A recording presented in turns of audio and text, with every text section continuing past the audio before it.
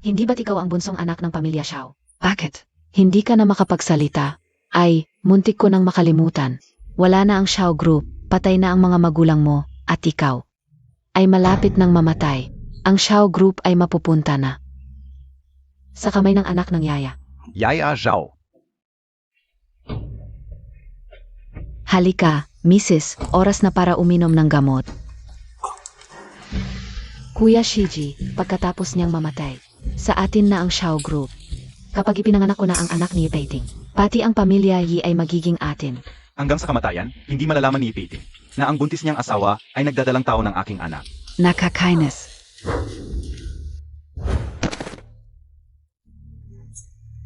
Sisiguraduhin kong babayaran ninyo ang lahat ng kasalanan ninyo.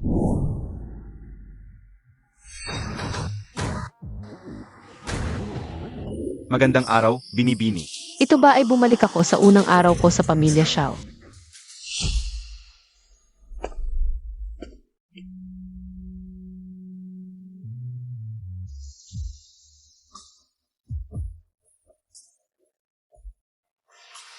Jinjin. Anak ko. Sa wakas ay nakauwi ka na. Namiss ka na ng nanay mo. Ete, sa wakas ay nakauwi ka na, Et. Ako si Ranran. Patay na ang mga magulang mo, at ikaw ay malapit ng mamatay. Ang Xiao Group ay mapupunta na sa kamay ng anak ng yaya. Xiao Ranran, kahit maging abo ka pa, makikilala kita. Ranran, mamayang gabi ay may handaan para sa pag-uwi ng ate mo. Samahan mo siya sa paghahanda. Handa ko na ang lahat para sa at.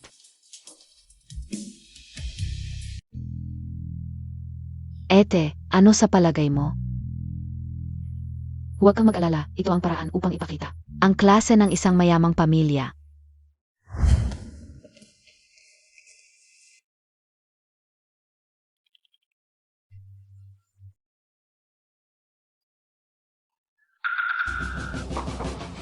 Ang dalagang pinalaki sa pamilya Xiao at ang batang pinalaki sa probinsya ay talagang magkaiba. Tingnan mo si Xiao Jinjin, nakatayo sa tabi ni Ranran, parang isang maliit na anghel. Hindi ko alam kung nagkamali ang pamilya sa pagkilala sa anak. Ete, kahit gaano mo kamahal ang alahas, hindi mo naman dapat isuot lahat. Tatay, nanay. Ang ganda talaga ng pamilya Xiao. Kaya dadalhin ko ang ilan pa. Marami pa sa likod ng kabinet na yon, kung kulang pa. Kukuha pa ako para sa ate, pumili ka na lang. Ang maliit na trick na ito, napaniwala mo ako noon. Pero hindi mo na ako maluloko ulit. Dahil binigyan ako ng pangalawang pagkakataon, kailangan kong simulan ito ng magandang paraan.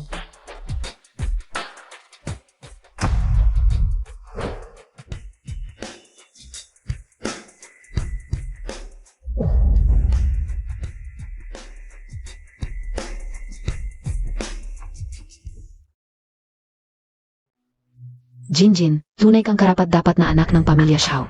She Jinjin, huminto ka. Ranran. Nadapa ka ba? Xiao Jinjin, ang cute-cute mo. Ranran, ano ba yan? Bilis, tumayo ka, tingnan kita ni mama. Papa, mama, mukhang si Ranran.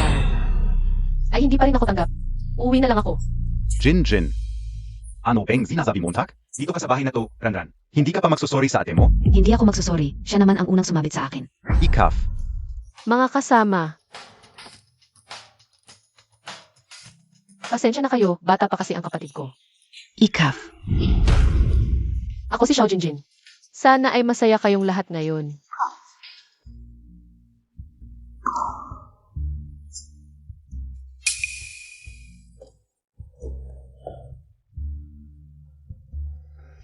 Ikaw si Xiao Jinjin bagong dating.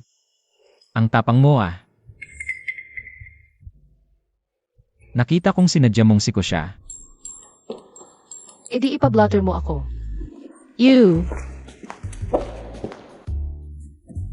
Boss Gao, Boss Tsu. Ma, tignan Montag si Xiao Yinyin. Kung magpapatuloy to, maubos ang kayamanan ng pamilya Xiao sa kanya. Ang hirap kong pinalitan ang tunay na anak ng pamilya Xiao. Tapos babalik pa siya. Ma, isip ka ng paraan. Dapat lang siyang itapon sa dagat. Gusto ni Xiao Jinjin ng atensyon, di ba? Tingnan natin kung paano siya magyayabang ngayon.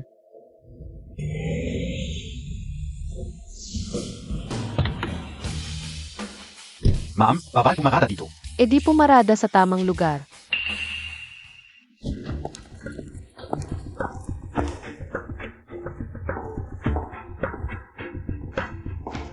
Magandang araw, MS Xiao. Maligayang pag-ating MS She. Ako si Lu Shiyi, Assistant General Manager NG She Group. Tara, inumin Montag na, tu. Gusto ko nang umuwi. Saan ka PA pupunta?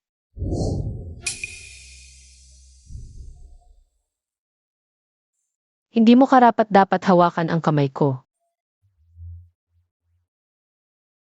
Meeting sa loob ng 5 minuto. Siege.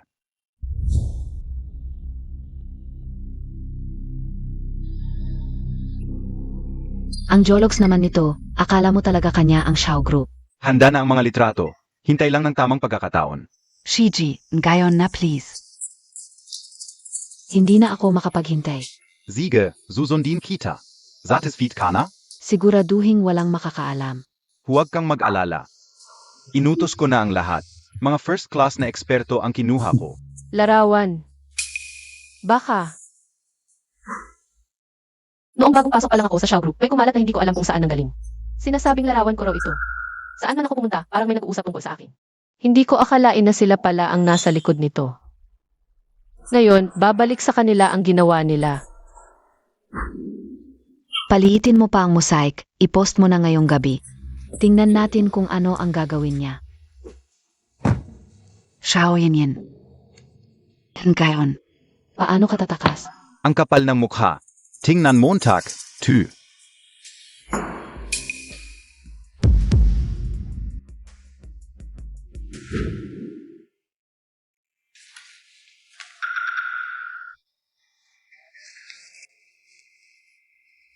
Miss Jean, nakita mo ba ang post tungkol sa'yo kagabi? Nakita ko. Hindi ko alam kung sino ang nagpost ng ganitong larawan. Kakausapin ka o agad para madilit. Huwag na. Kapag oras na para mawala ang chismis, mawawala rin yon. Tama ba, Boss Lu? Ako.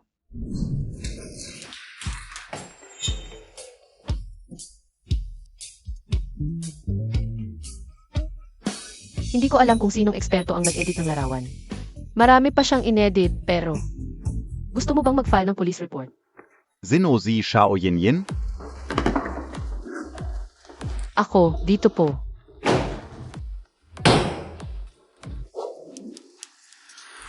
Kuya Shij, bakit nandito rin ang larawan ko?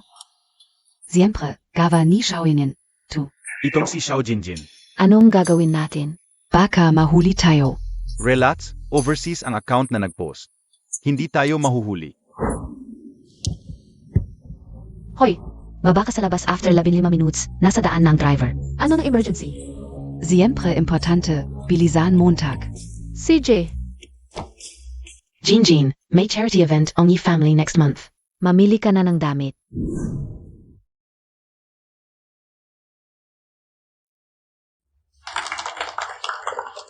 At ngayon, pakisalubong natin si MS Eugene.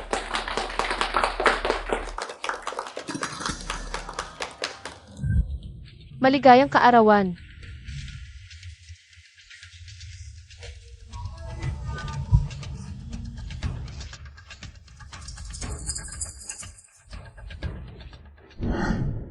May meeting pa ako, aalis na ako. Ay naku, wala nang mas importante pa rito. Pumili ka ng maayos. Ma, sinabi ko na sa'yo na dapat handmade ang hem ng ballet costume na to. Iba talaga ang quality kapag ganito. Bakit sumama din si Ate Jinjin? Siyempre naman. Lahat ng anak na babae ng pamilya Xiao, dapat sumama. Sa kanyang itsura na mukhang mahirap. Pato na may bukol sa ulo, nagpapanggap na gansa. May performance ako, hindi tulad ng iba. Jinjin May talent portion sa gabi, kinakabahan si mama baka hindi ka handa.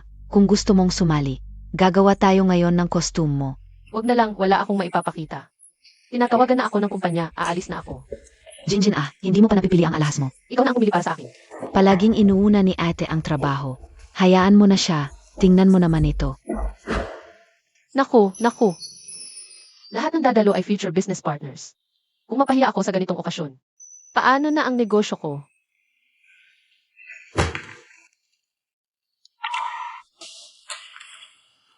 Xiao Jinjin. Dalawang buhay na ang nabuhay mo. Wala ka pa ring talent? Oi. Tita Ye ako si Ranran. Naalala mo ba yung sinabi ko sa inyo? Tungkol sa kong si Xiao Jinjin? Oo, tama. Sa charity gabi, may performance siya. After KO, surprise performance door. Sobrang sikreto, kahit ako hindi alam. Oo, sige, kita-kita na lang tayo Tita Ye. Paalam.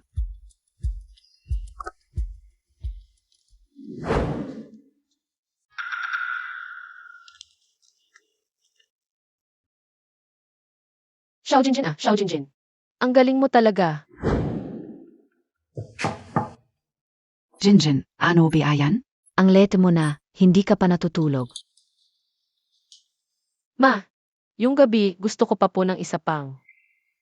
Cheongsam. Siyempre naman, bukas na lang ipapagawa ko. Ang ganda ng anak kong si Jinjin sa kahit anong suot. Ayos. Salamat ma. Maaga ka na pong matulog. Jinjin, teka muna.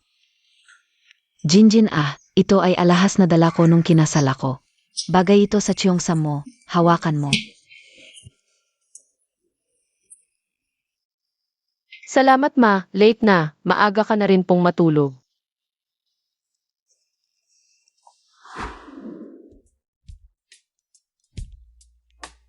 Peiting ang tangkad at pogi. Ang ganda rin ng anak mo. Halika.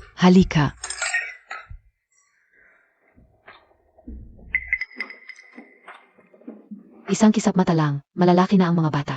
Pinag-usapan namin si Jinjin mo. Ang bata to, pag nagtatrabaho, nakakalimutan ang oras.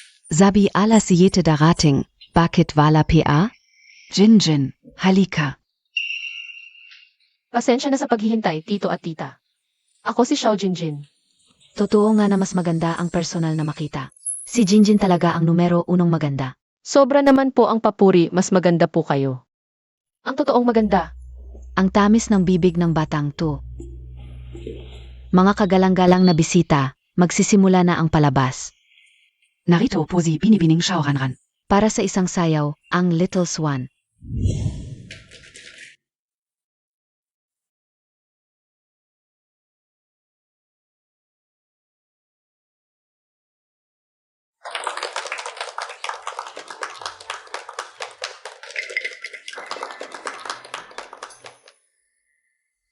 Bakit ka nandito? May performance ako, syempre nandito ako. Narito po si Binibining Jinjin. May sorpresa siyang handog, pakitanggalan ng palakpakan.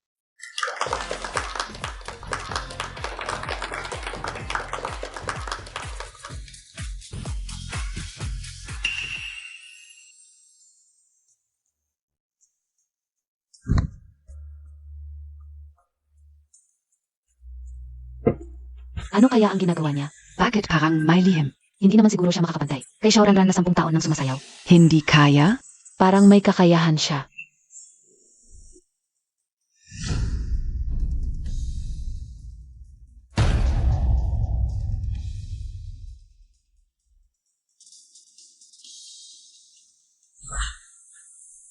Ngayong araw, hindi lang ito charity dinner para sa mga batang mahihirap, kundi kaarawan din ni Madam Ye. Sa aking simpleng regalo, maligayang kaarawan, Madam Ye. Noong nag-aaral pa ako, nag-practice ako ng calligraphy. Bumibili ng couplets tuwing Chinese New Year. Hindi lang nakatulong sa tuition ngayon. Naging talento ko pa. Tiyak si Jinjin. May gusto kay Peiting kaya inimbestigahan. Lunar birthday ko para pasayahin ako. Tita Ye, maligayang kaarawan. Sana ay laging bata. At masaya. Jinjin, ang bait mo talaga. Luna birthday ka o, hindi ka o sinabi kanino man. Ang hirap naman na inalala mo pa. Kung maghahanda ng sorpresa, syempre nag-research. Salamat. Ang kasunduan ng ating pamilya, naalala mo pa ba? Siyempre. Tingnan mo ang mga bata, malalaki na. Sa tingin ko, pwede na nating pag-usapan. Tama. Mga bisita. Mga kaibigan, sa okasyon ng charity gabi ngayon, May sasabihin akong magandang balita, ang aming buktong na anak. Yipaiting. Kasama si Xiao Jinjin ng pamilya Xiao, ay magkakaroon ng kasunduan sa kasal. Siege. Ako, pakakasalan ko ang bayaw ko. Paano nangyari? Pano naging. Ako at si Yipaiting. Kung ganon, ako ang aalis sa pamilya Xiao. Xiao Yin, ang liit Montag. Kapatid na Ranran, bakit mo ako nasasabihan ng ganyan? Ako lang ang dapat makapasok sa pamilya Noong bata ko ay iniligtas ko ang buhay ni Peiting dahil sa utang na loob na ito. Dapat niya akong pakasalan. Wala akong magagawa. Sino ba naman ako? Tunay na anak ng pamilya Xiao. Kuya Paiting. Noong bata ka, sinabi mong pakakasalan mo ako. Kung pakakasalan mo ang ate ko, paano naman ako? Sabi ng lahat tayo. Ang pinagtagpo ng langit. Kuya Paiting. Kung pakakasalan mo ang ate ko, paano naman ako? Ang galing ko sa pag-edit ng litrato. Ang mukha ni Lo Shiji ay hindi halatang na-edit.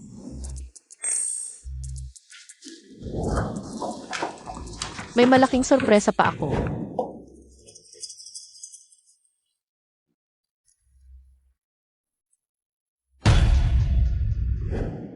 Alam mo ba, si Binibining Jinjin ay kamakailan lang. Sinundo mula sa probinsya ni Chairman Xiao, isa lang itong pantakip. Sa tingin ko, alam na ng mag-asawang Xiao, na si Xiao Ranran, ay hindi tunay na anak nila. Kaya isinundo si Binibining Jinjin. Ang swerte naman ni Xiao Ranran. Hindi man tunay na anak, naging prinsesa pa rin ng pamilya Xiao. Ano ba, siya ay isang traitor. Tingnan mo kung gaano siya kamahal ng mag-asawang Xiao. Nag-edit pa siya ng litreto. Para siraan si Binibining Jinjin. Xiao Yin, bakit emaw ako binibintangan? Bintangan, ano ang bintang ko sa iyo? Bakit mo sinasabing hindi ako tunay na anak ng pamilya Xiao? Kung gusto mong patunayan na anak ka ng pamilya Xiao, i-post mo rin ang genetic test result mo. Ikaw, ang lit-lit mong walang hiya. Xiao Ranran. Ako ang pinagtripan sa litrato. Ako ang pinaka naghirap. Lumalaban ka pa sa akin, hindi ka ba natatakot sa akin? Xiao Yin, hindi kita patatawarin.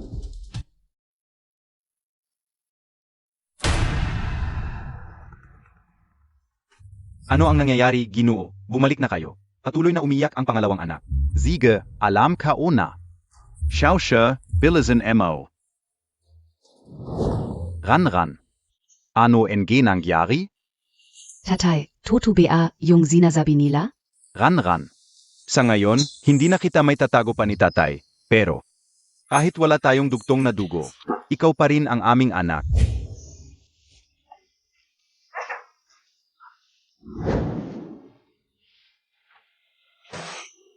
Nanay. Sabi mo kung wala si Jinjin. Ako sana ang nagisang anak ng pamilya doon. Dapat pinatay ko na lang siya. Nanay. Sabi mo kung ganito na lang ako. Maging kapatid ni Xiao Yin. Ayos din naman siguro, DIBA? Xiao Ranran. Akala mo ba pagkatapos ng ilang araw na maginhawang buhay, prinsesa ka na? Nanay. Ang ibig sabihin ni nanay, mas makapal ang dugo kaysa tubig. Tingnan Montag. Kahit sa pangalan ay anak ka ng pamilya Xiao. Ikaw at si nanay ang tunay na mag-ina. Si Xiao Jinjin ang tunay na anak ng pamilya Xiao. Ngayon, pareho kayong magkapatid, pero pagtagal. Tingnan natin kung kanino siya lilingon, at kanino ibibigay ang mana. Akala Montag Ba. Makakalimutan niya ang sarili niyang anak. Pero sa tingin ko, mabait naman sila tatay at nanay sa akin. Pinaghirapan kong gawin kang anak ng pamilya Xiao. Ikaw naman, sarili Montag lang inisip Montag. Nanay mo, nagsisilbi pa rin bilang katulong. Wala kang utang na loob. Kung hindi mo alisin si Xiao Jinjin, paano ka magiging prinsesa?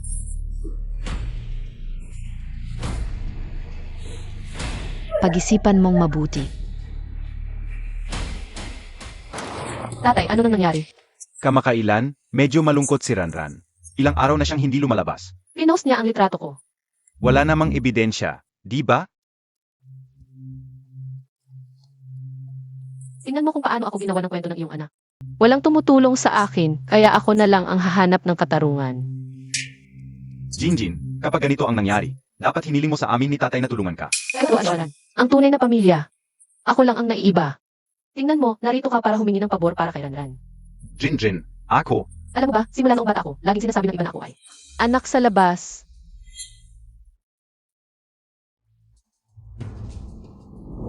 Alam ko rin na hindi ako tunay na anak ng aking mga magulang sa pag-aampon. Kaya nagtatrabaho ako ng 2 trabaho habang kumukuha ng scholarship. Gusto ko lang na makatayo sa sarili kong mga paa sa lipunan. Upang pasalamatan ang aking mga magulang sa pag-aampon sa akin. Akala ko biro lang ng tadhana. Nang makarating ako sa pamilya Xiao, doon ko nalaman na ako ay isang dayuhan. Hindi ako kabilang dito. Wala akong lugar sa mundong ito. Hindi rin ako kabilang dito.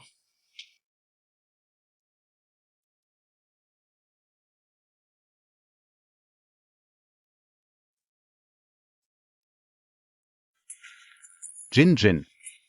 Ang hirap ng pinagdaanan mo nitong mga taon. Ang bagay na ito, talagang kasalanan ni Ranran. Pero, ikaw ang aming tunay na anak, ang mga negosyo ng pamilya Xiao sa hinaharap. Ikaw lang ang magiging tagapagmana. Tama ang sinabi ng nanay ko. Xiao Yinyin, hintayin Montag lang. E di ipahuli mo ako.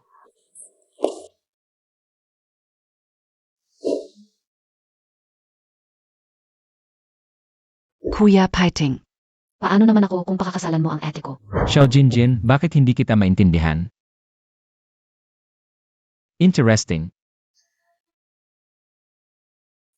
Si Peiting naman, gwapo rin. Medyo pangit lang ang ugali. Mayabang at mamas boy. Sa Shanghai, siya at si Xiao Ranran ay nagpakasal dahil sa bata. At lumipat sa labas ng pamilya Xiao. Ngayong nabuhay ako muli. Dapat kong protektahan ang aking mga magulang, hindi ako mag-aasawa. Hindi, imposible. Naku Jinjin, konting tahimik na lang. Hindi ako magpapakasal. Kahit ayaw mo, kailangan. Dapat magkaugnay ang pamilya Xiao at pamilya Yi. May Xiao Ranran pa naman ang pamilya Xiao. Pakasal mo silang dalawa, masaya lahat. Si Ranran. Alam mo naman ang pinagmulan ni Ranran. Jinjin. Mabait si Peiting pagkatapos ninyong ikasal. Maraming masasayang araw ang darating. Kailangan ba talagang magpakasal para maging masaya? Ako Xiao Jinjin. Sasabihin ko na, hindi na ako mag-aasawa sa buhay na ito. Jinjin. Ikaf. Azava. Doktor, ano ang nangyari? Si Emma Xiao ay nagkaroon ng biglang pagtaas ng dugo at emosyon. Kailangan niyang mag-ingat sa kalusugan nitong mga araw. Huwag masyadong magpadala sa emosyon. Magpahinga muna ng ilang panahon, babalik ako para sa follow-up. Pero, ang tatay ko ay laging malakas ang pangangatawan, bakit bigla na lang ganito? Ang dating problema sa puso ni Emma Xiao ay laging kontrolado ng maayos. Sa pagkakataong ito, dahil sa matinding galit kaya siya nagdugo. Huwag niyo na siyang papagalitin pa. Hoy Doktor, sandali lang.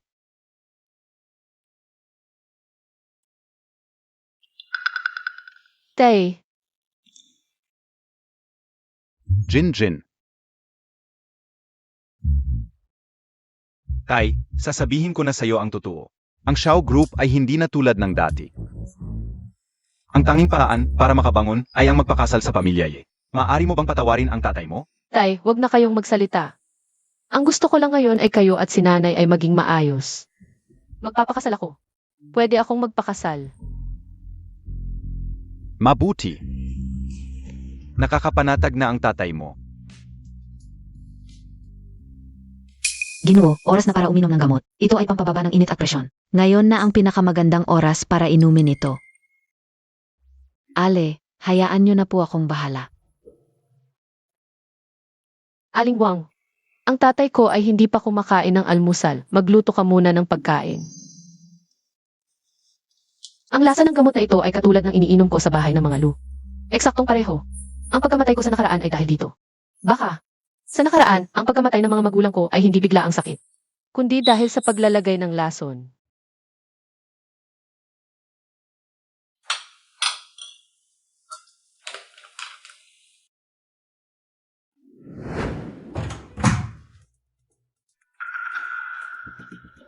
Ang tatay ko ay kumain na ng almusal. Magtrabaho ka na lang sa ibang bagay. Siege.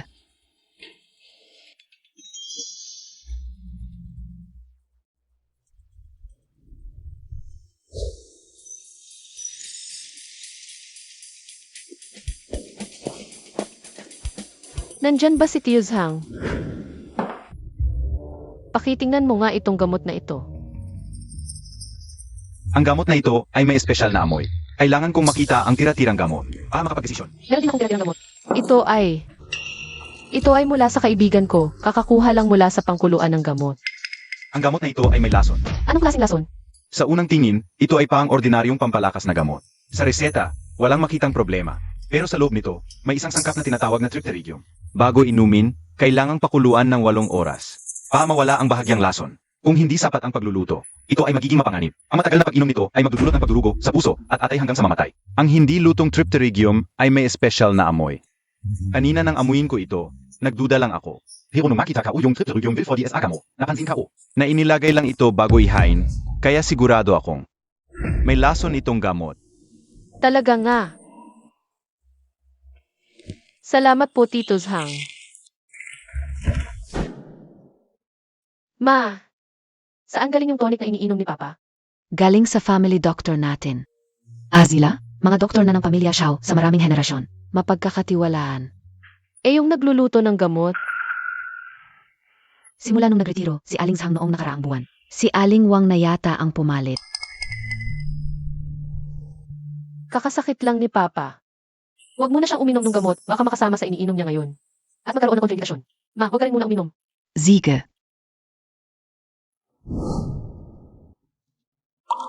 Si Aling Wang ang totoong nanay ni Xiaoranran. Noong nakaraang buhay, siguradong may kinalaman siya sa pagkamatay ng mga magulang ko. Kahit pansamantalang itinigil ang gamot, pwede pa rin siyang maglason sa ibang paraan, kaya dapat maging maingat. Kailangan kong mag-isip ng paraan para masolusyonan ito sa ugat.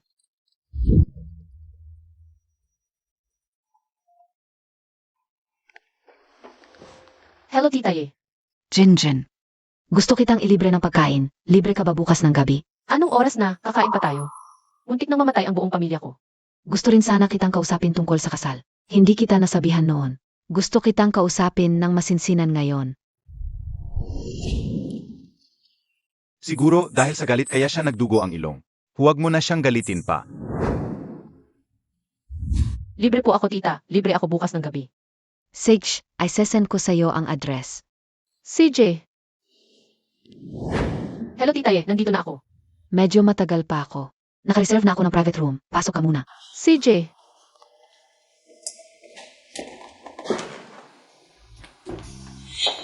Ikaw pala. Si Tita Ye ang nagpatawag sa akin. Tatawag muna ako sa kanya. Hello, Tita Ye. Gaano pa katagal ang biyahe mo? Malapit na, malapit na. Papauna ko na ang waiter maghain. Malapit na ako. CJ, Tigilan mo na ang pag-arte, ang dami mong plano. Hindi ba para lang makasalan mo ako? ang yabang mo naman, tama na. Ako pa mismo ang binabalak mo.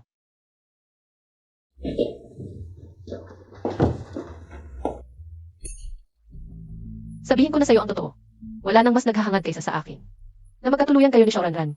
Hindi ko gusto si Sharanran. Hindi ba siya ang nagligtas sa buhay mo? Dahil lang iniligtas niya ako sa tubig, kailangan ko na siyang pakasalan. Akala mo ba gusto kitang pakasalan? Ikaw ang nagkalat ng sekreto ni Sharanran. Hindi ba para lang sa sandaling ito? Kung alam ko lang, nakapag-inanag ko ang sekreto ni Xiaoranran. Kailangan kitang pakasalan, mas gugustuhin ko na lang. Ang aminin ang mga litratong iyon. Baka nagkamali ako sa kanya. Dugo na ang inubo ng tatay ko dahil ayaw kong magpakasal. Sa ngayon, kailangan kong pilitin ang sarili na pakasalan ka. Ang kasunduan natin ay kontrata lang. Tayo, hindi dapat makialam sa isa't isa. Hindi ako pakasalan. Hindi ako pakasalan. Hindi ako pakasalan. Subukan mo namang lumaban, huwag lang sa iba ka magaling. Mama's boy. Nakakatawa.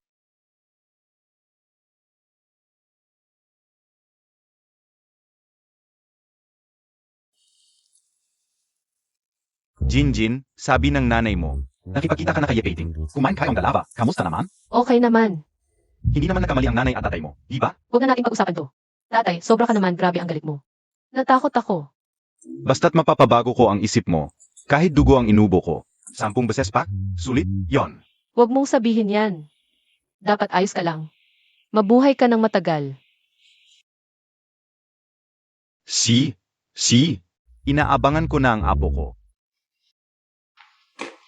Ginoo, oras na para uminom ng gamot.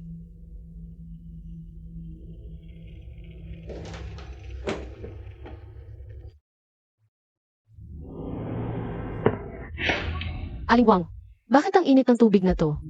Ang dami mong pagkakamali nitong mga nakaraang araw. Simula ngayon, sa hardin ka na magtrabaho. Si Aling Lina ang bahala sa pag-aayos. Opo. Jinjin, kinontak ako ng mga magulang mong ampon. Sa susunod na linggo, pupunta sila sa lungsod para makita ka. Hala. Dapat lang. Miss Kanila. Zaka. Ang tagal na rin ninyong hindi nakikita. Hayaan mo silang manatili dito. Manatili sila ng matagal. Samahan mo sila ng mabuti, ha? Salamat, tatay. Yung kumpanya. Kahit wala ka, tuloy pa rin ang takbo ng grupo. Sige na, punta ka na. CJ.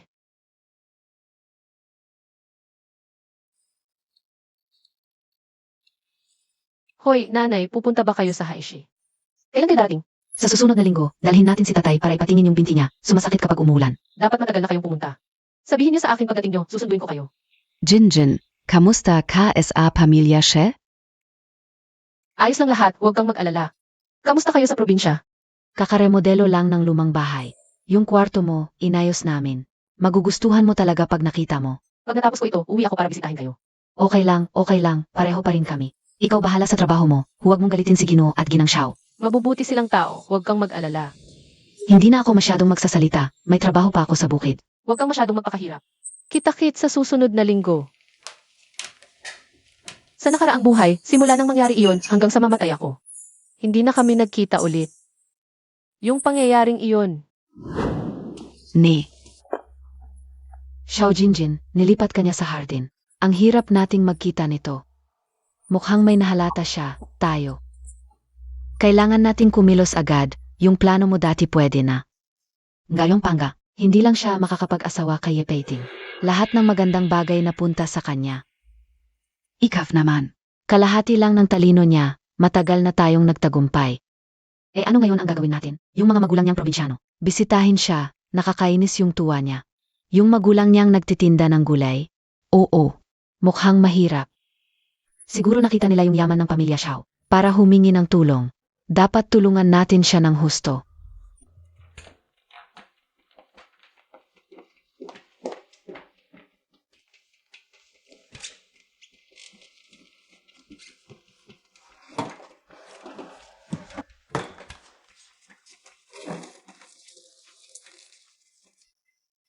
mukhang hindi pa handa ang panahon. Wow, ang daming tindahan sa kalye na ito.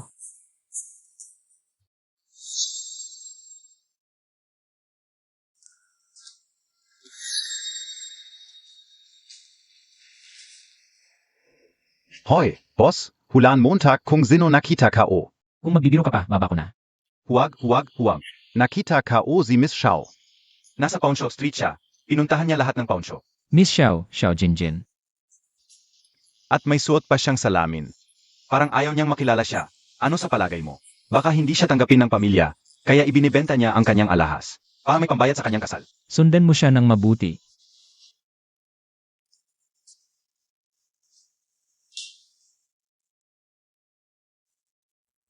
Dito pala nagtago.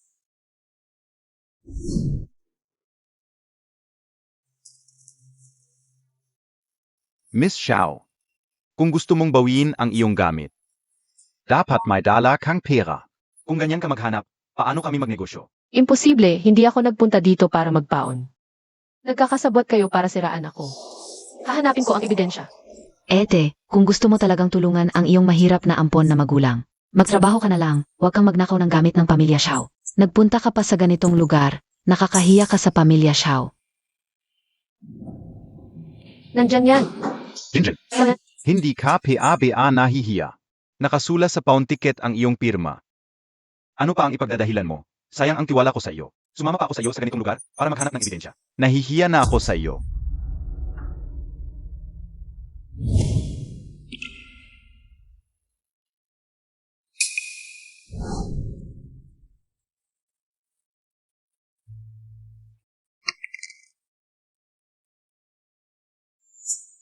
Live Pawn 2K, Dead Pawn 2.5K.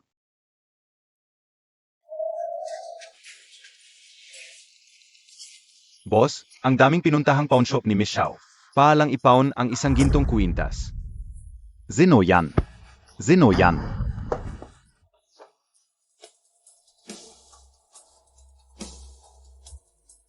Yepiting. Miss Xiao, bakit ka nandito? Wala kang pakialam, pinasundan mo ako ni Yepiting. Kuya ta. Bakit ka nandito ngayon para magbenta? Alis ka, wala kang ambak dito. Pagmamayari ni Yepeting ang tindahan na ito. Kay Young Master Yi. Mukhang si Yepeting ay kasabwat din ni Ranran. Muntik ko na siyang palampasin. Ganito lang ba ang negosyo ng pamilya nakakahiya. Hindi ito sa pamilya Akin ito. Young Master ganito lang ang tindahan mo. Buong kalye na ito ay akin.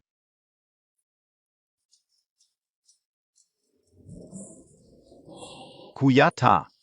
Ito ba ang kasintahan ni Young Master Yi? Kamusta? Maganda, DIBA? Ang ganda-ganda talaga. Hindi ba okay ang buhay mo sa bahay? Ano nang pakialam mo? Kung kulang ka sa pera, pwede kang lumapit sa akin.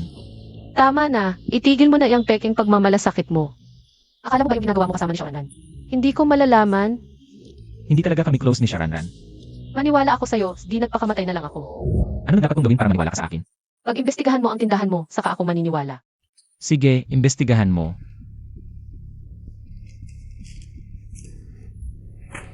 Yepeting, ganito ka ba magnegosyo? Boss, ipakita mo nga sa akin tong mga to. Hindi ba lahat to galing sa pamilya Xiao? Sino yung mga nagbenta ng mga to? Isang matandang babae, hindi maganda ang suot, halos linggo-linggo pumupunta. Hindi naman nag-alala sa presyo kapag nagbibenta. Kailan nasira yung CCTV niyo? Ganito ba kayo magtrabaho? Young Master Yi, ang mga bisita namin dito, lahat sila may problema at ayaw nilang makita ng iba. Ang kanilang kalagayan, kaya nga. Hindi ko na inayos yung CCTV. Yepeting, gusto kong bilhin yung sanglaan mo. Ano ba? Gusto mo? Sige. Tingnan mo yung tapang niya, sinabi lang, binigay agad. Baka naman, wala talaga siyang kinalaman kay Shaoranran? Sige, salamat na lang, boss Hindi, boss. Binigay mo lang yung tindahan sa kanya?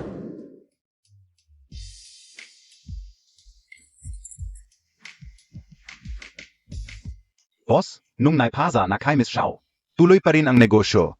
Pero may isang tao siyang inassign para mag-alaga ng selyo at resibo ng sanglaan. Saka naglagay siya ng bagong CCTV, yung matandang babae. Malamang katulong nila Xiao, si Atwang. Mukhang may nawawala sa pamilya Xiao. Kaya ngayon, todo siya sa pag-iimbestiga.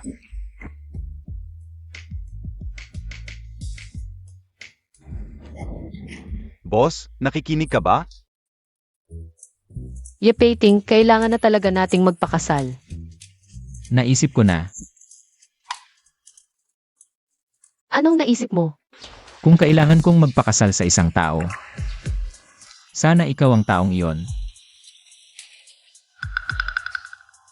Tutu, bihira ang babaeng kagaya ko. Ikaw pa ang nagsabing mayabang ako. Tinawag ako ng tatay ko, una na muna ako.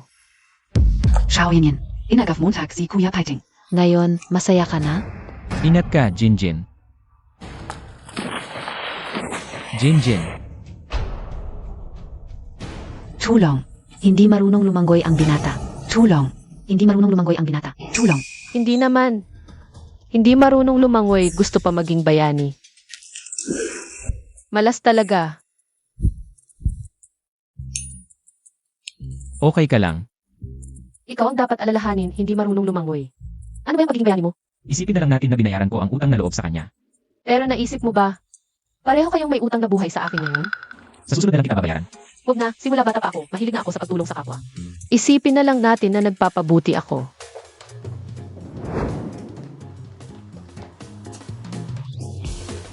Bakit mo ako sinusundan? Sasamahan ko ang nagligtas sa akin pauwi. Bukas, susunduin kita. Alas 10 ng umaga, hindi kita pababayaan.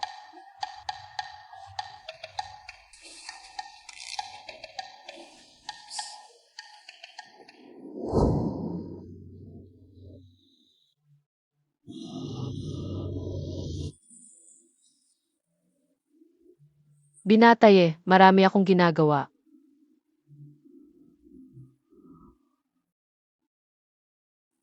Nanay, tatay, hindi ba sa susunod na linggo pa kayo darating? Si Xiaoye ang sumundo sa amin.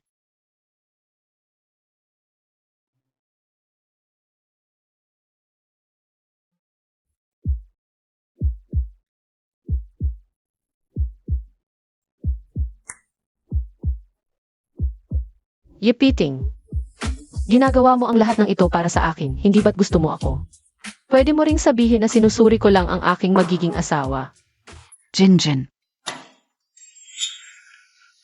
Doktor, ano ang resulta? Walang malalang problema, ordinaryong rayuma lang. Sundin lang ang reseta ko at uminom ng gamot sa tamang oras. Salamat, doktor. Walang anuman. Si Xiao Yi ang naghanap ng pinakamahusay na doktor sa buto. Sabi nila, mahirap makakuha ng appointment sa kanya. Buti na lang okay ang paa ng tatay. Trabaho lang ng isang anak ang mag-alaga. Marami pang specialty dishes sa Haishi. Dadalhin ko kayo mamaya para matikman. Si Jinjin, nung una kong nakita ang balita, na ikakasal ka sa binata ng pamilya Yi. Nag-alala talaga ako na baka magdusa ka pagkatapos mong ikasal. Hindi ko inasahan. Napakabait pala ng binata ng pamilya Yi. Mapagpakumbaba, magalang, malaga, at tumulong sa pag-ayos ng aming itinerary. Naghanap pa ng pinakamagaling na doktor para sa tatay mo. Nanay, sa totoo lang, kami niya.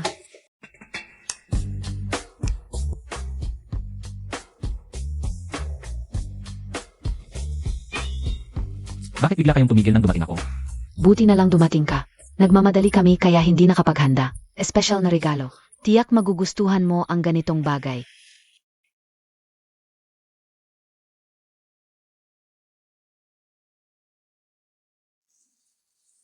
Tingnan mo, ito si Jinjin. Mga lawan mula pagkabata. Noong mga nakaraang taon, mahirap din ang buhay namin. Kaya kaunti lang ang naitabi. Tingnan mo, ito si Jinjin noong elementarya. Ito naman, unang bises namin siyang dinala sa Haishi. Pumunta kami sa Kinshui Lake. Nawala siya sa amin. Nang mahanap namin siya, basa siya mula ulo hanggang paa. Parang hinugot sa tubig.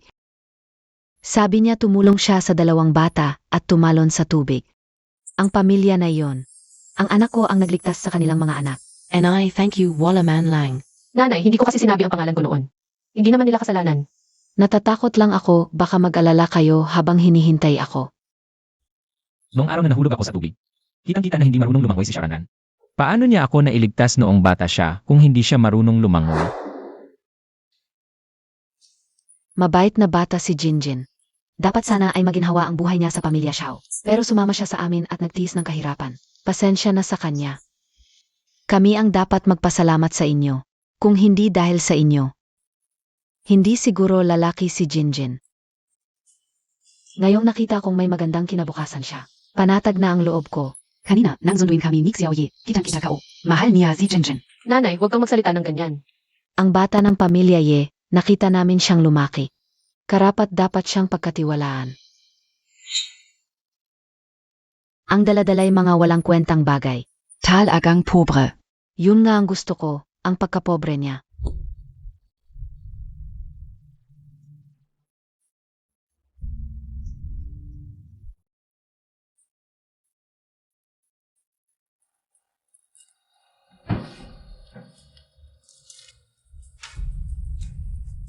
Kailangang pirmahan ang dalawang ito.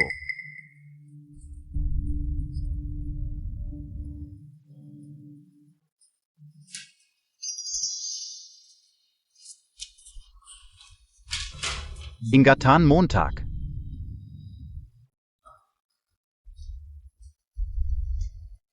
Hoy!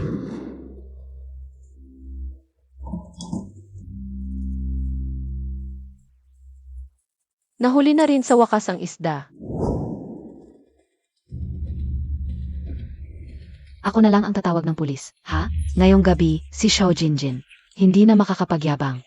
Nanay, tatay, nakita niyo ba ang pulseras ko? Ranran, nawawala ba ang gamit mo? Tingnan ka muna. Jinjin, ano ang ginangyari? Anong nawala? Kung ibang gamit, okay lang. Pero yung emerald bracelet na binigay mo sa akin noon, yun ang nawala. Gusto ko pa naman isuot yun sa kasal ko. Ano? May odoma. Imbestigahan ninyo kung may magnanakaw sa bahay. Ngayon, nawala ang personal na gamit ng dalaga. Sana'y aktibo kayong makipagtulungan sa investigasyon. Ilabas ninyo ang inyong mga gamit para ma-check. Opo. Aling Wang, may isa pang kahon sa ilalim ng kama. Bakit hindi mo inilabas? Aling Wang, pakikuhan ga.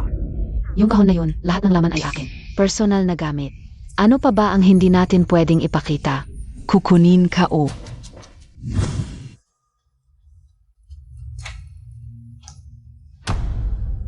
Aling Wang, ikaw pala ang magnanakaw. Hindi ako. May nagtangka lang sa akin. Guwat iya. Aling Wang, aminin mo na lang. Kapag may nadagdag na ebidensya, mas lalala ang sitwasyon mo. Binibini, may naghahanap sa iyo sa labas. Manang. Ito ang ipinadala sa iyo ng boss. Ano nang napaka-urgent? Ito lahat ay galing kay Peiting. Alam ng boss na nag-imbestiga ka, kaya minadali niyang ipadala sa akin. Lahat ng CCTV footage ng pawn shop, nasa CE na ito. Napaka-timely. Salamat sa effort at tao. Bigay mo sa akin. Ikaw pala ang nagtangka kay Aling Wang. Ran, nakita ko sa kahon. Marami ring gamit mo. Bakit ako makampi sa iba? Tiyak na hindi si Aling Wang ang may gawa. Si Aling Wang ba? Hindi natin masasabi. Mga pulis, inosenta ako. Hindi ko kinuha ang mga gamit na ito. Hindi ko rin alam kung sino ang naglagay sa ilalim ng kama ko. Talagang hindi ko alam ang nangyari. Kaninang umaga, nalaman kong nawawala ang emerald bracelet na mana sa nanay ko. Tapos nasa kahon. Ni Aling Wang. Kasama rin doon ang iba pang nawawalang mahalagang gamit. Mga pulis, sana imbestigahan ninyo itong mabuti. Sino ba talaga ang nagparatang kay Ate Wang? Hindi lang ito ang gusto kong i-report. At ito pa. Ito ang mga resibo ng ipinagbili ni Ate Wang sa sanglaan. Ang mga gamit dito ay pag-aari ng pamilya Xiao. Sana iimbestigahan ninyo ito ng maayos. Zumama ka muna sa amin. Noong nakaraang buhay, itinago nila ang kahon sa ilalim ng kama ko. Pinaratangan nila ako ng pagnanakaw ng gamit ng pamilya Xiao para sa aking mga ampon. Akala ng mga Xiao, isa akong walang utang na loob. Natakot ang aking mga ampon na magdulot pa ng problema, kaya hindi na sila bumalik sa lungsod. Nahihiya rin akong harapin sila. Ngayong buhay na ito. Hayaan natin si Xiao Ranran at ang kanyang ina. Ang magdusa sa kanilang kasamaan. Nagustuhan mo ba ang regalo ko? Marami kang ginastos para imbestigahan ako, di ba? Ituring mo na lang itong pagbabayad sa utang ko sa'yo. Tapos na tayo.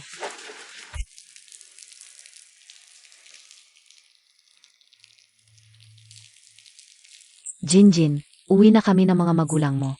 Ingatan mo ang sarili mo.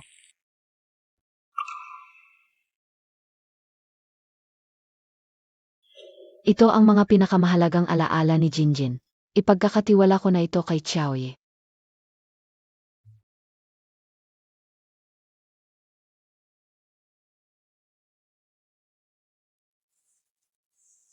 Tita, ito na lang ang kukunin ko. Ito. Ikaw na ang bahala.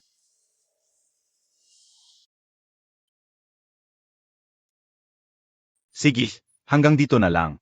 Jinjin. Sa susunod, dalhin mo si Xiaoyi. Aalis na kami.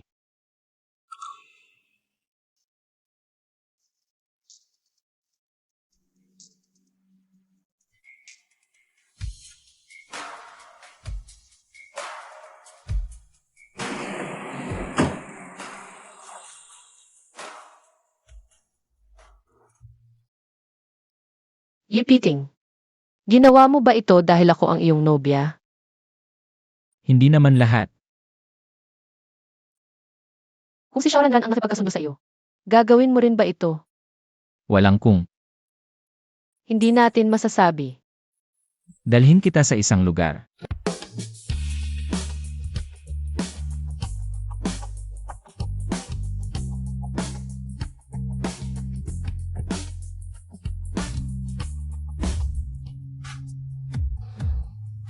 Kapalaran. Naniniwala ka ba sa reinkarnasyon? Bakit? Noong nakaraang buhay, ikaw din ang napangasawa ko. Noong nakaraang buhay, napangasawa ko si Lu Shiji. Si Lu Shiji, yung gustong maging manugang. Kilala mo siya. Telepono. Hello Xiaoji, ano nang nangyari? Ning Jinjin, may ganitong malaking bagay. At itinatago mo pa sa akin? Si Ojai, si Lu Shiji. Pasensya na pasensya, sobrang busy ako nitong mga nakaraang araw. Nakalimutan kita. Lu Shiji at Xiao Jinjin. Ano ba talaga ang relasyon nila? Bigyan kita ng 30 minuto. Dumating ka agad sa West Garden Restaurant. Kung hindi, hindi kita papatawarin. Sige, huwag kang magalit, pupunta na ako. Pasensya na yung Master Ye, may urgent akong lakad. Salamat sa paglabas mo sa akin ngayon, huwag mo na akong ihatid. Aalis na ako. Anong urgent na lakad kay Loshiji? At kailangan pang itago sa akin, talaga namang Xiao Jinjin ka.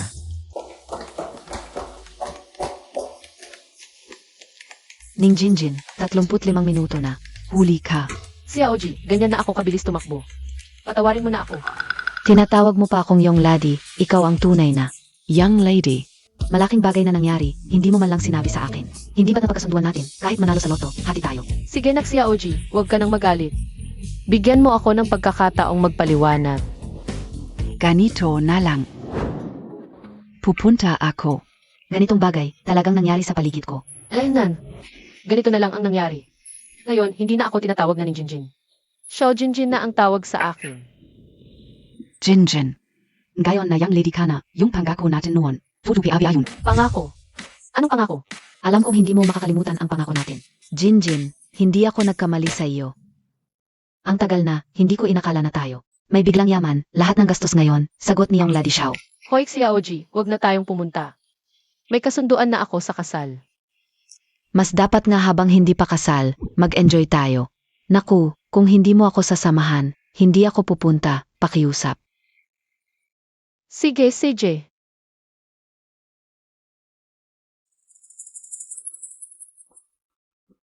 Hoy boss. Ayaw kong makinig ngayon. Tungkol kay Xiao Jinjin. Hindi boss, pakinggan mo, nakita ko si Mrs. Zia. Pumunta siya sa male escort. Mag-isa siya. Mukhang may kasama pa siyang kaibigan. Loshiji.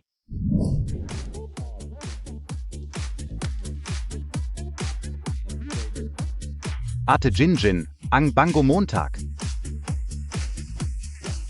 Wie, boss, okay ka lang? Asend mo sa akin ang lokasyon. Oo. Oy, gwapong lalaki, naghahanap ka ba ng saya dito? O naghahanap ng tao? Meron kaming lahat ng klase dito.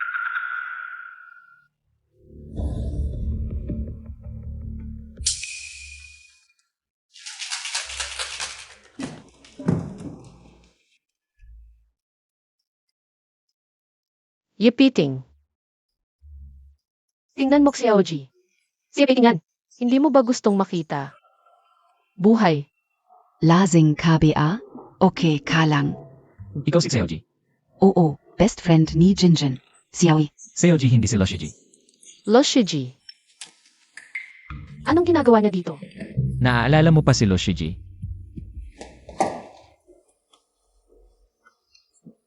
Ako.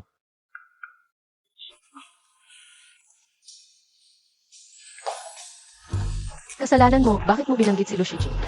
Nakakasuka ka. Sinasundo mo ba ako? Hindi pa ako nakakita ng babaeng walang hiya tulad mo.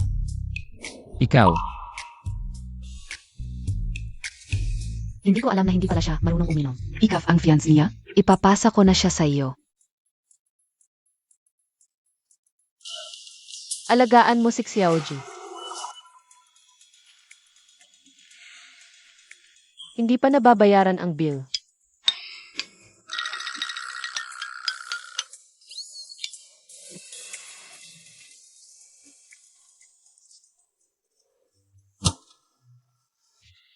Yipiting.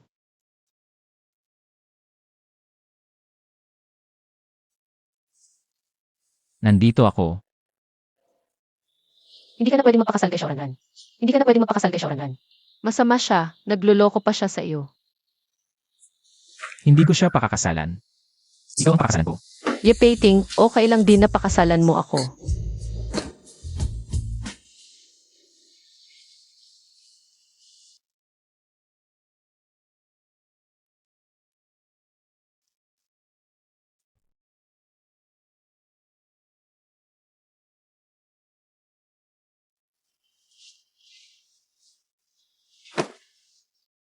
Samahan mo ako.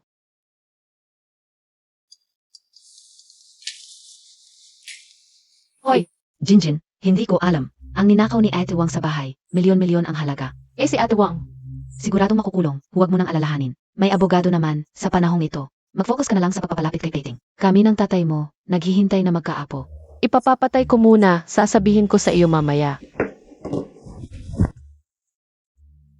Kailan mo balak ipaalam sa mga magulang mo na gusto na nilang magkaapo?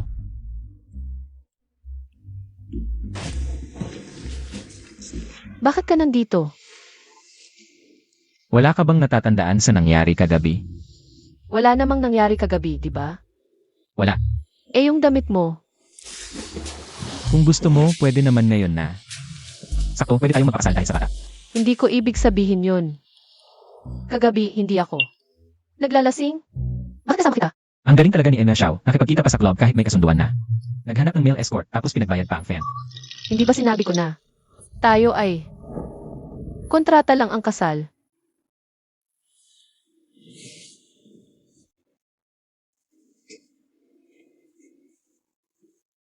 Hi. Hindi ba?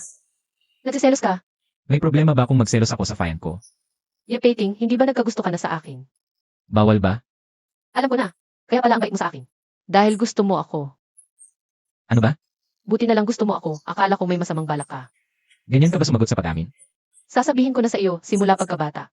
Wala akong nagustuhan kahit isang tao. Kaya hindi ko alam kung ano ang pakiramdam. Kapag may gusto ka ng isang tao, hindi ko pa masagot ngayon ang gusto mo. 20 taon ka nang nabubuhay. Pero wala kang nagustuhan kahit isa. Hindi lang 20 taon, pati sa nakaraan at ngayon. Wala akong nagustuhan kahit kanino. Dati, kailangan kong magpakahirap ng husto. Para lang makakain, kaya wala akong oras para isipin. Kung ano ang pakiramdam kapag may gusto ka ng isang tao. Pagdating ko sa pamilya Xiao, maraming problema ang kailangang lutasin. Nang makilala kita, saka lang lumitaw sa buhay ko. Ang usapang pag-ibig. Kaya, pasensya na. Hindi ko pa masagot ngayon ang gusto mo.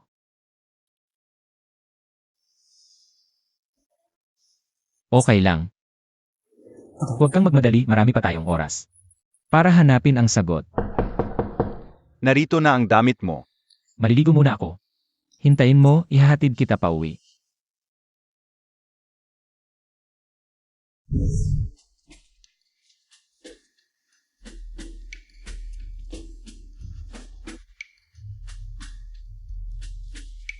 Huwag kang mahiya. Talagang ayaw mong hawakan. Ayaw talaga.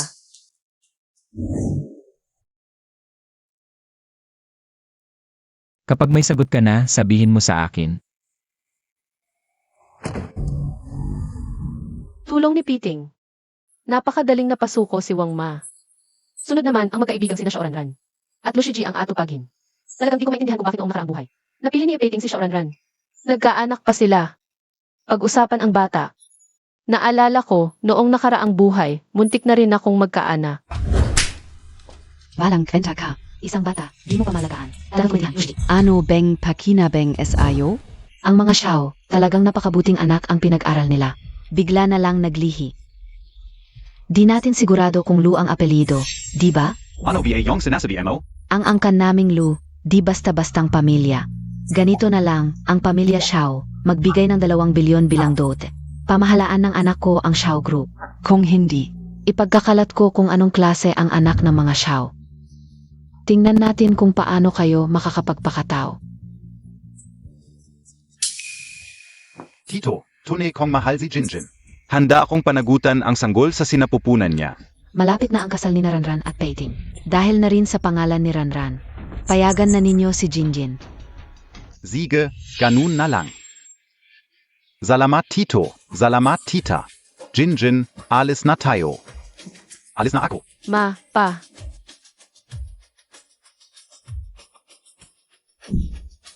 Lu Shiji, Xiaoranran. Wala na kayong pagkakataon. Kuya Shiji. Nanlilihis ka ba sa akin nitong mga nakaraang araw? Ran, medyo busi lang ako sa trabaho. Pero kung di ako magsikap, paano kita mapapangasawa, di ba? Di ba't napagkasunduan? Pakakasalan ko siya Peiting. Ikaf naman si Shijinjin. Pagkatapos, Ang negosyo ng mga Ye at Xiao, sa atin mapupunta. Nakalimutan mo na ba? Dahil ka o nakalimutan. Nag-isip nga ako ng paan. Ikaw na lang ang meron ako ngayon. Ran. Kailangan lang mabuntis ni Xiao Jinjin. Ako. Buntis ka sa anak ni Peiting. Ang plano natin, magiging madali na lang. Miss Inibita ka ni Misanan. Paramark, Dinner Essay Cloud Restaurant. Bihira lang tayo makita-kita ngayon. Malapit na akong ikasal kay Kuya Peiting. Sana. Si Ate Jinjin ay makahanap din ng sariling kaligayahan. Bakit hindi kayo umiinom? Ayaw niyo ba akong bigyan ng mukha? Binabati kita, kapatid.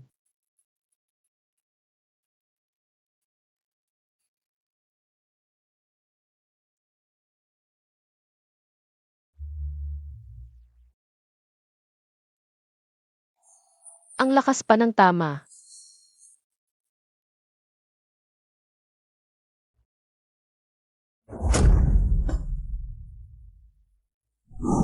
Ayoko. May meeting kayo ni Manager LU sa isang araw. Ayoko rin. Sa hinaharap, kahit anong dinner kasama silang dalawa, ayoko na. Tingnan natin kung anong magagawa ninyong dalawa. Kuya Shiji, ngayon ang babaeng ito. Sobrang alerto sa atin. Ano ang gagawin natin? Huwag kang mag-alala, may mga dinner na hindi niya maiwasan. Hoy pa. Jinjin, dadalaw si Boss Hang ng One Go Group ngayong gabi. Ang proyektong ito ay kasama ang pamilya Ye. Sumama ka rin. CJ, Pupunta rin si Ranran ngayong gabi. May anak si Boss Hang.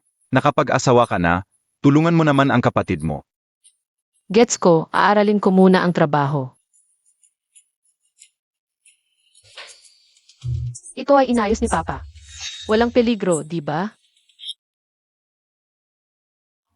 Boss Hang, pagod ka sa biyahe. Tagay tayo, salamat din kay Chairman SAA. Halika. Sabay-sabay tayong magtagay. Halika, sama-sama. Halika. Boss Hong, sa pakikipagtulungan na ito, sana ay maging masaya tayo. Halika. Naniniwala pa rin ako sa kakayahan ni Boss Ye at Chairman SAA. Halika, tagay ulit tayo. Halika, 2 bises para mas masaya. Halika. Umupo.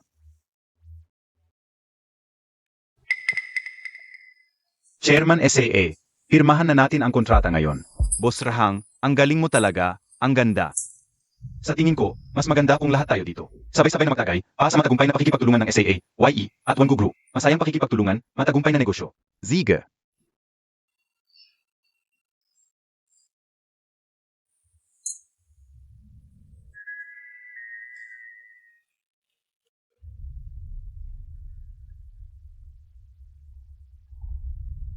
Iinom ako ng kay Xiaoranran. Siguro walang mangyayaring masama. Halika. Para sa ating hinaharap na pakikipagtulungan, sabay-sabay tayong magtagay. Masayang pakikipagtulungan.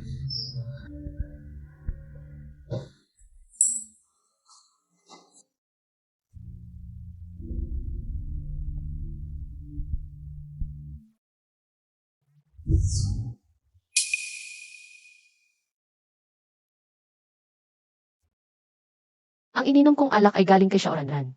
Paano nangyari?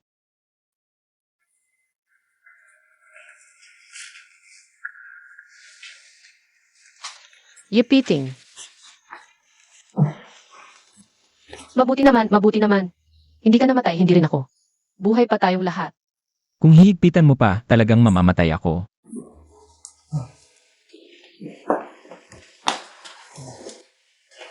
Ano talaga? Mabibiktima na naman ako ni Lushiji. Huwag kang matakot, nandito ako. Hindi kita pababayaan. Sa alak mo at kay Xiaoranran. Bakit may gamot? Ano ba talaga ang nangyari kahapon?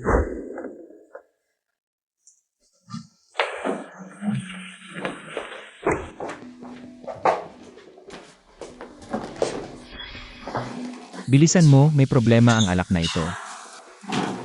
Nako, akala ko makakaiwas ako.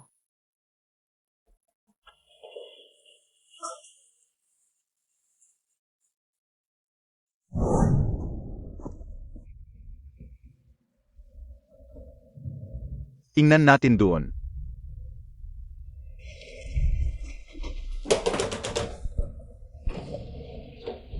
Sa hagdanan tayo.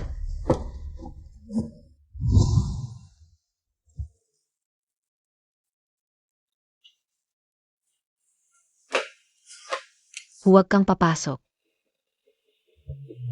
Huwag mo nang intindihin.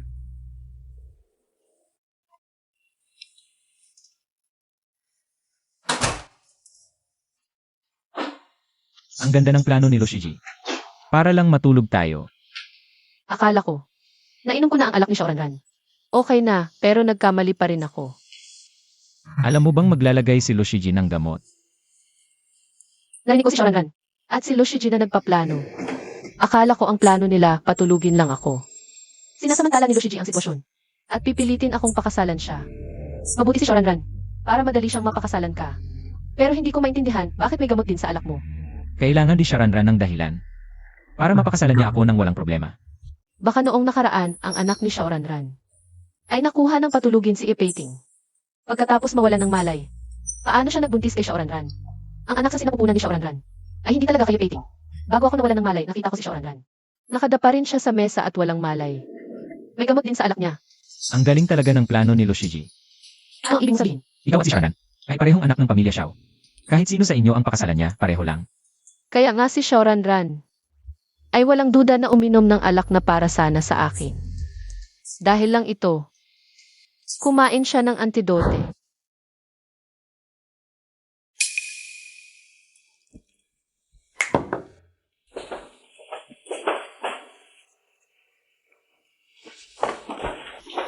Kuya Shiji, ang galing mo talaga. Kahit anong isipin ni Xiao Jinjin, hindi niya malalaman na may lason bawat baso. Ranran, sinabi kong papapanatagin kita. Gagawin ko lahat para matupad ang gusto mo. Pero hindi alam ni Ranran. Walang antidote ang pampatulog. Hindi pwede. Kailangan na nating umalis. Ano ba? Bakit nagmamadali? Magpa-forensic tayo bago ma-metabolize ang pampatulog. Walang magawa. Kumusta? Nakuha mo takpia? Oo, nakuha. Parehong anak ng Xiao Group, Xie Ranranat, Vice President Lushiji.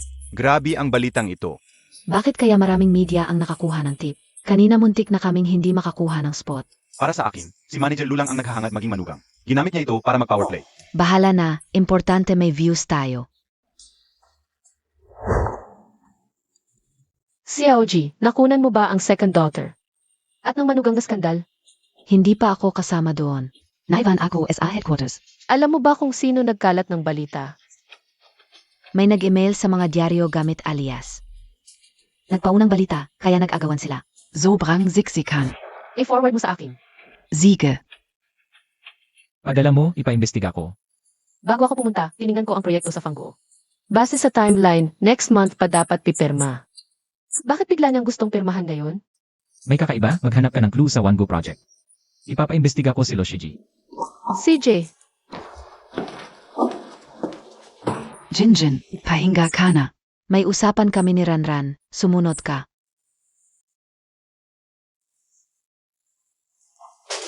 Sandaang bises ko nang sinabi, ayaw kong pakasal kay Lushiji. Sinabi ni Shiji, pananagutan niya ito. Nakikita ko naman ang samahan ninyo. Bakit hindi siya pwede? Para sa akin, mas maasahan pa siya.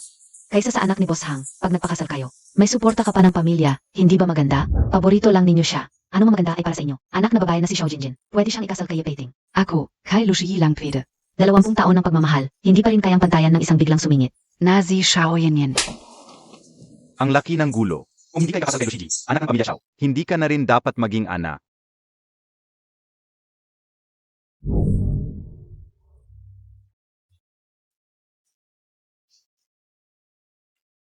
kumusta na ang investigasyon mo? Yung email ng username at yung mga larawan dati ay isang tao lang. May malaking pagkakaiba sa kontrata sa Wangwo. Itong mga nakaraang araw, isang subsidiary ng Xiao Group ay nakapirma ng malaking kontrata sa shipping. Huwag mo akong hawakan. Ranran, hindi ba nasaktan ang kamay mo? Binili ko na yung singsing na gusto mo. Mas malaki sa Shiji at mas kumikinang. Akala mo ba mapapatawad kita dahil lang dito? Ranran, ako, higit kanino man, gusto ko ang kaligayahan mo. Bibigyan kita ng kaligayahan, okay? Ranran. Lushi. Palagi kitang sinasabihan na huwag makipagkalokohan sa kanya, mula pa noong bata ka. Ano ba ang palagi kong sinasabi sa iyo?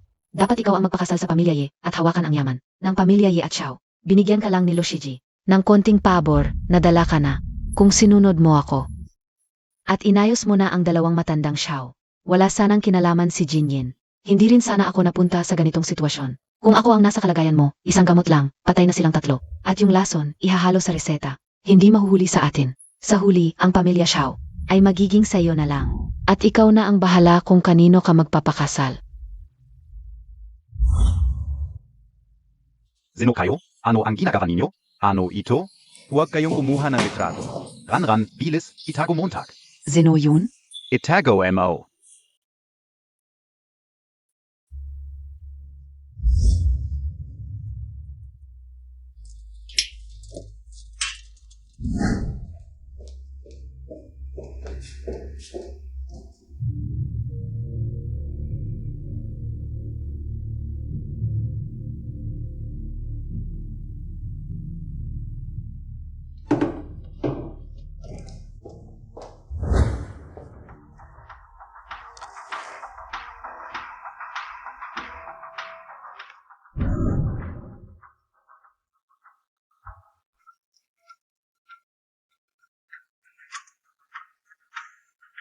Paano? Paano niya nalaman?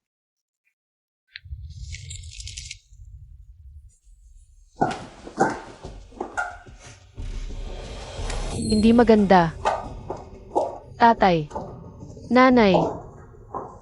Ay, Jinjin. Ang gamot na ito ay mabuti para sa katawan. Subukan mo rin itong inumin. Nakainom na ako, ate, ikaw na. Ran. Muntik na ako magpahina ng loob sa'yo. Pero ngayon, kitang-kita ko na ang mga parusang ito. Nararapat lang sa'yo. Paano niya nalaman ito?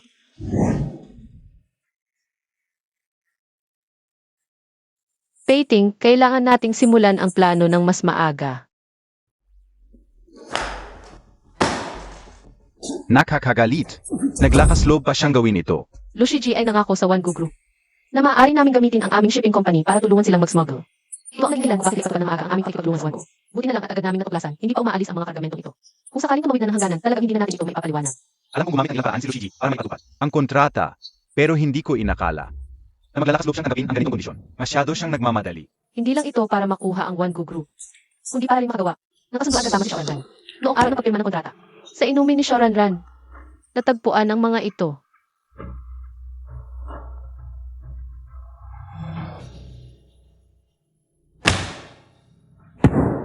Hi, Op. Akala ba niya patay na ang lahat ng pamilya Xiao? At magiging Panginoon siya ng pamilya Xiao? Naglakas loob pa siyang harapin ako. At saktan ang anak ng pamilya Zhao. Sa palagay ko, sinusubukan niya. Ang hangganan ng aming pamilya sa ganito ang aming paraan. Ipapaalam ko sa kanya ang kahihinatnan. Kapag nilabag niya ang hangganan ng aming pamilya, huwag mo nang pakialaman ito. Ako na ang bahala. Esan,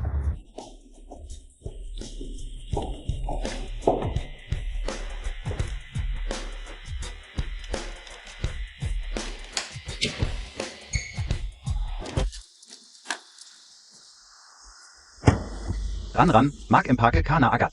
Punta na ako kasunduin ka. May nangyayari. Tumakas ka na lang, hindi na magiging balido ang kasunduan natin. Dumating na ang parusa mo. Ikaf.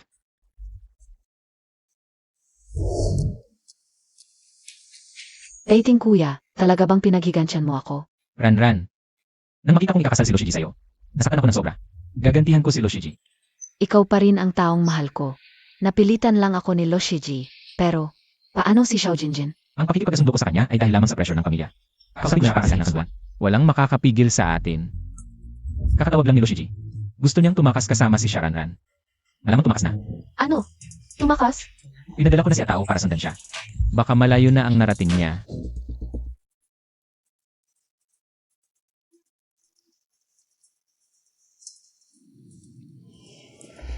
Huli na tayo, wala na siya sa bahay. Maglagay ng pain. Sa mga sunod na araw, natigil mo naman si Shoran. Ha? Hindi pa ba tapos ang Beauty and the Beast plan?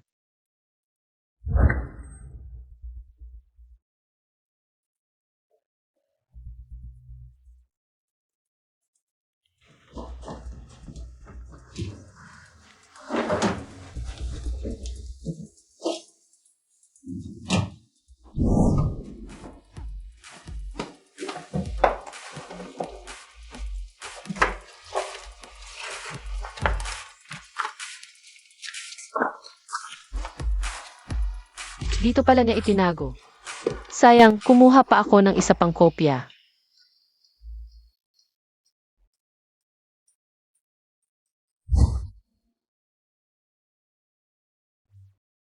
Hoy, Jinjin. Tumakas na si Lushiji. Nakasampa na ng kaso kahapon. Hinahanap na siya sa buong lungsod.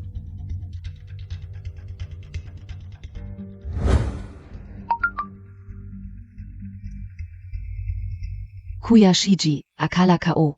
Tapos na tayo, pero ngayon, kailangan kitang kontakin, hindi ko alam ang gagawin. Buntis ako, malamang nung araw na yon.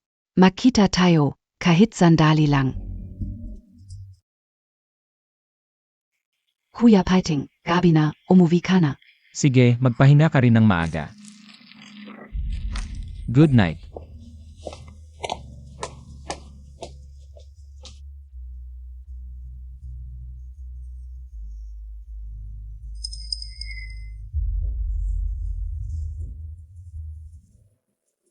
Jinjin, gabi na, isasama ko muna si Tire Zeran pauwi.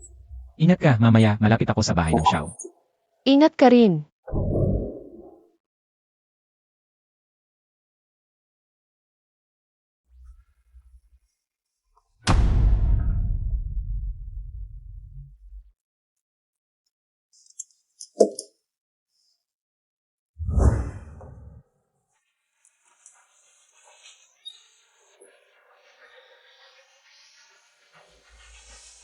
Ran. Ako ito. Lushi, bakit ka nandito?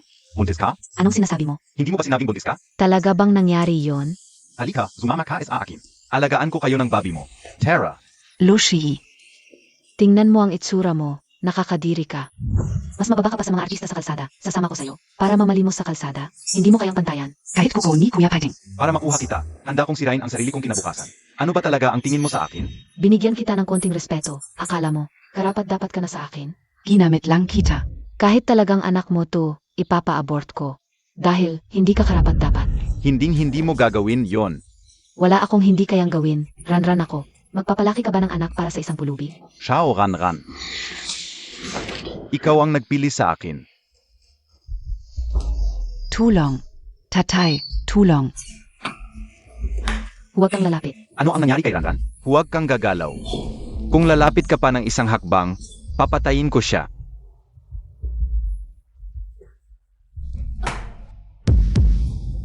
Lushiji, nababaliw ka. Subukan mong patayin ako. Xiao Ran, sa loob ng maming taon, pinaghirapan kong umangat para balang araw ay maging karapat-dapat sa iyo. Ang mga bagay na gusto mo, ibibigay ko. Ang mga taong ayaw mo, alisin ko. Kahit na, gusto mong pakasalan si Yapiting. May paraan ako para matulungan ka. Hindi ako ipinanganak na mayaman at makapangyarihan, ngunit ang mga ito, kaya kong abutin sa sarili kong pagsisikap. Pero sa huli. Sa iyong mga mata, isa lang akong pulubi. Lushi, Kung sasaktan mo ako, tingnan natin kung palalampasin ka ng pamilya Yachao. Sa puntong ito, sa palagay mo may pakialam pa ba ako? Shiji. Pakawalan mo si Ranran, ang mga nangyari noon. Pangako ko, hindi ko na ito pag-usapan. Akala mo tangga ako? Kung pakakawalan ko siya, ipapakasal mo pa ba siya sa akin? Lahat ng ito ay maaring pag-usapan ng maayos. Hindi naman dapat umabot sa ganito. Kuya Shiji, pakakasalan kita. Sasama ko sa iyo. Hindi ko ipapaalis ang bata. Pakawalan mo na ako. Pakiusap. Kuya Shij. Pack yours up. Tatay.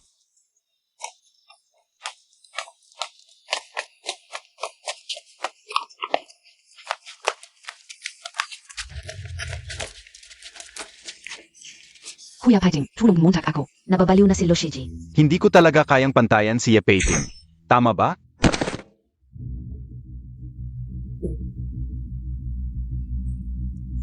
Ran. Nakamali ako. Bigyan mo ako ng isa pang pagkakataon. Ran.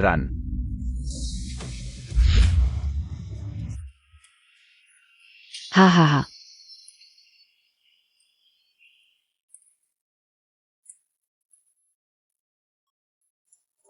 Sino ka? Si Lushiji in grade R section R. Salamat, mas matanda ka sa akin kaya. Tatawagan na lang kitang Kuya Shiji ha. Nandito na naman si Shiji para kay Xiao Ran. Siyempre naman. Yaman ang pamilya Xiao Ran. Gusto ka o rin maging live in son-in-law. Nahanap ko na ang sagot sa final exam. Kuya Shiji, ang galing mo talaga. Ngayon, bibigyan ko talaga ng leksyon ang taong yon. Ran.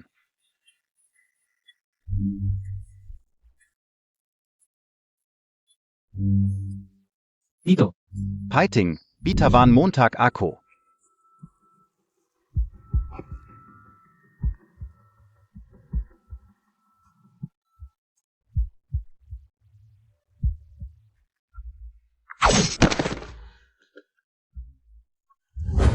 Ran. Jinjin. Okay ka lang. Paano nangyari to? Kaya, Paano? tapos na yon. Paano nangyari to? Ran. Anak ko, Hindi ko inasahan ang takbo ng mga pangyayari. Mula nang ako'y muling ipanganak, puro paghiganti ang nasa isip ko. Nang mamatay ang kaaway ko sa harap ko sa napakalupit na paraan. Napagtanto kong wala akong naramdamang kasiyahan o kapanatagan. Gusto kong kumbinsihin ang sarili ko na ito ay karma ni Shorangan at Lushiji. Isang siklo ng pagbabayad sa kasalanan. Pero nang makita ko ang mga magulang kong nalulumbay at ang inosenteng naapektuhan, lalo na si Peiting, parang mas marami pang masayang tao sa nakaraang buhay ko. Dahil kaya sa pagbabalik ko kaya nagkaroon ng ganitong trahedya. Dahil kaya sa akin kaya nagkaroon ng ganitong kalungkutan?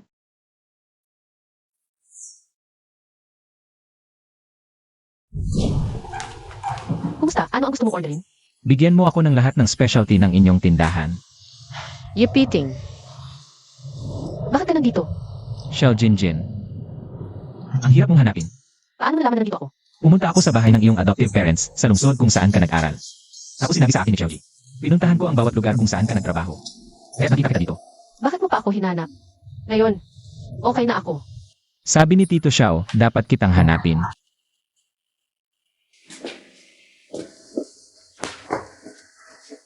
Jinjin.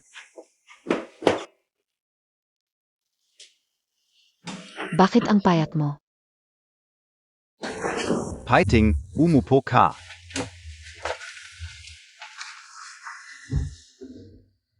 Jinjin, ayon sa mga clue na iniwan mo, nalaman ko na ang totoong kwento ni Ranran.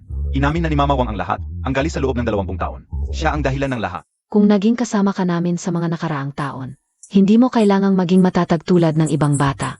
Alam ko kung ano ang ikinagagalit mo. Akala mo tak.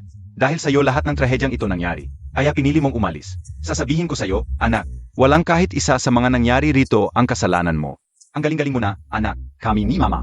Paano ka namin masisisi? Toto, Jinjin. Umuwi ka na. Noon, pinilit kitang magpakasal. Mali ako. Ikaw ang bahala sa pag-asawa mo. Natanggal na ang kasunduan sa pamilya ye. Kung gusto mo pa ring pakasalan ako, pwedeng ibalik. Pero, ako ang pumatay kay Ranran. Hindi ba kayo galit sa akin? Ang pagkamatay ni Ranran, una, dahil simula bata pa siya. Sobrang binabi namin siya, kaya naging mayabang. Pangalawa, pagsulsol ni Ate Wang na nagtanim ng masamang hangarin. Pangatlo, ang pagiging mapilit ni Lushiji, ang naging dahilan ng kanyang kamatayan. Walang kinalaman sa'yo ang lahat ng ito. Sana nga may balik ang lahat, hindi pinapalitan ni Ate Wang ang anak. Tayo lang na tatlo, masaya at simpleng mamuhay. Gusto ko lang ng hustisya, akala ko.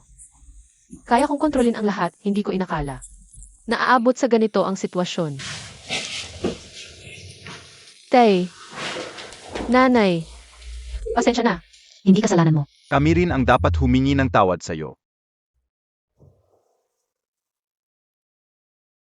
Tay, nanay, kailangan bumalik kayo bago mag-Setyembre. Huwag kang mag-alala, makakauwi kami. Para sa kasal mo at ni Peiting. Umuwi ka na, ako at ang nanay mo, magre-retiro na. Ibibigay na sa'yo ang Xiao Group, alagaan mo. Huwag kayong mag-alala Tito, tutulungan ko rin siya. Pagbalik namin, dapat iba na ang tawag mo sa amin. Sige na tay, umalis na kayo para hindi maabala. Sige, alis na.